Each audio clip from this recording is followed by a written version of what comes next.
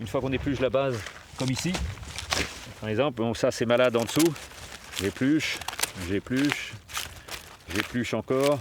Bon là, elle est potable la salade, par contre elle est trop petite, elle n'est plus vendable. Trop petites, tachées ou un peu fatiguées, ces salades ne rejoindront pas les rayons des supermarchés.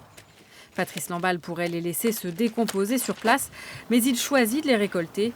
Il les donne chaque semaine à des associations d'aide alimentaire.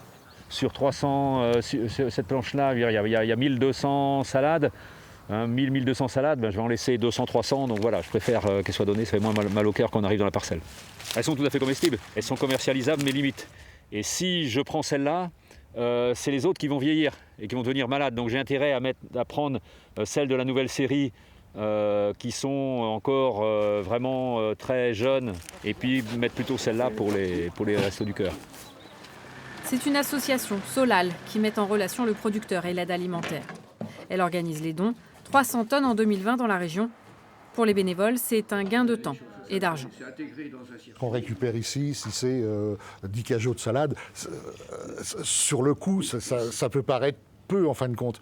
Mais ce qu'il faut voir aussi, c'est la globalité. Bah oui, voilà. La répétition et la globalité. Des initiatives ponctuelles qui n'empêchent pas les pertes. En moyenne, un tiers des salades, 8% des pommes, 4% des tomates sont jetées, perdues dès l'étape de la production. Parfois, elles ne sont pas vendables, parfois il y en a simplement trop, comme ces tomates abandonnées dans un champ l'année dernière, conséquence de la surproduction. Nicolas Oran est installé en bio. Pour éviter un coûteux gâchis, il tente de planifier chaque mois ses ventes avec ses principaux clients. Mais la météo, la récolte nationale et mondiale, les envies des consommateurs évoluent. Alors il mise sur la diversification des débouchés. En fait, on va de la vente directe jusqu'au grossiste, en passant par une AMAP, des magasins spécialisés. Tout le monde est dépendant à la fin du consommateur final. Ce qu'il faut, c'est vraiment pouvoir rebondir d'un client à l'autre, d'un système de commercialisation à un autre. Quitte à changer ses carottes en jus. Dans cette ferme, on transforme près de 1000 tonnes de fruits et légumes par an, produits sur place ou amenés d'autres exploitations. Une fabrication à petite échelle pour utiliser et conserver ce qui aurait été détruit.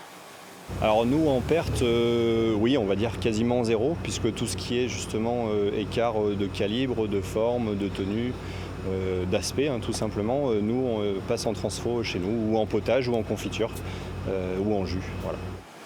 Épluchures et pépins peuvent servir de compost. La vente des jus permet de rentabiliser le matériel et la logistique. Des solutions existent pour éviter le gâchis à la production, à condition que valoriser coûte moins cher que jeter.